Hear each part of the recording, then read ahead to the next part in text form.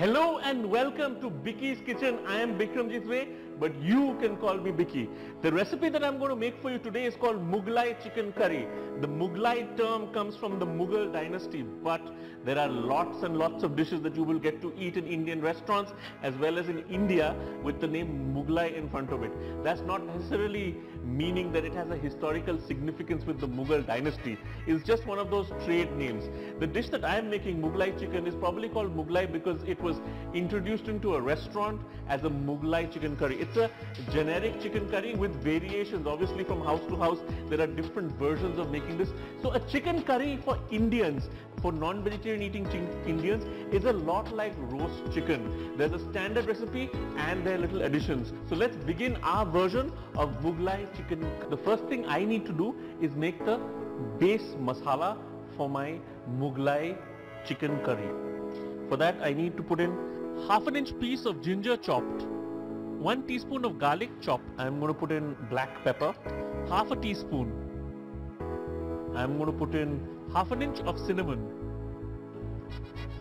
I'm going to put in 1 black cardamom, and I'm going to put in some cumin, 1 teaspoon. All that goes into my mixie and is then whizzed until it becomes a nice little paste.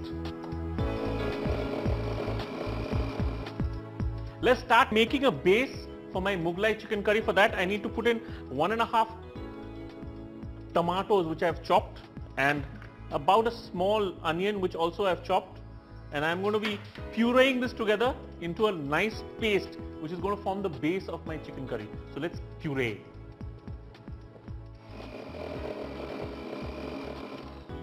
The next stage is to marinate my chicken. I've got 250 grams of chicken. I've got the spices which have been ground. I'm going to add that to my chicken.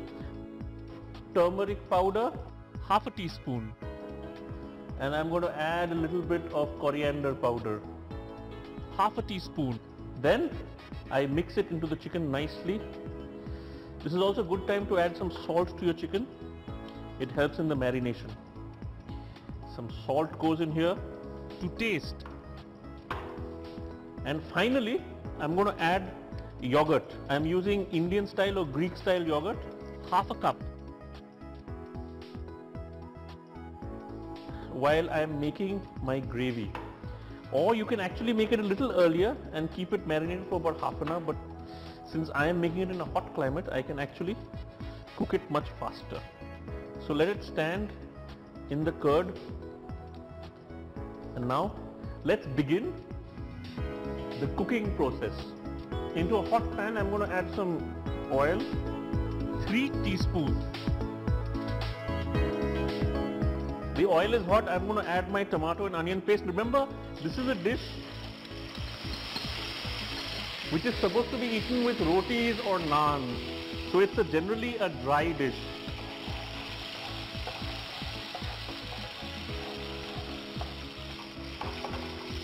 I am cooking the tomato and onion paste until the rawness leaves, and I'm waiting for the oil to start seeping from the side of this gravy, after which I'm going to add my chicken which has been marinating for a bit. Like I said, this is a dish which is made in restaurants. So what happens is that the chicken marination is prepared from before, it's kept aside, and this gravy, when the order comes in, the gravy is put in, it's nicely warmed up, then the chicken is added and it's quickly cooked. Another trick is, if you want really, you can actually pre-cook your chicken before you add it to this gravy, because in Indian food, as you will see, the chicken that you may have noticed doesn't have any skin. So if you boil that chicken, it still stays a little moist. So I'm using chicken without skin. Do not use chicken with skin because that's not the way that we use our chicken in India. It allows the spices to seep into the flesh, which if you have it with skin, it does not. It also makes the chicken less fatty, which in this day and age is a good thing. Okay, my onion and tomato paste is cooked. I am now adding my pieces of marinated chicken, which, as you remember, is also been spiced. If you follow my recipe, you will see that at times when I am making a dish which is supposed to be dry, I add a little bit of water. This is a perfectly natural technique of cooking Indian food. It allows the moistness to stay, it cooks the things faster, it cooks the flesh or whatever is being made faster, and you can just evaporate the water after it's made. At this moment what I'll do is putting a little water in the marinade and I'm adding it to this. A nice thick gravy.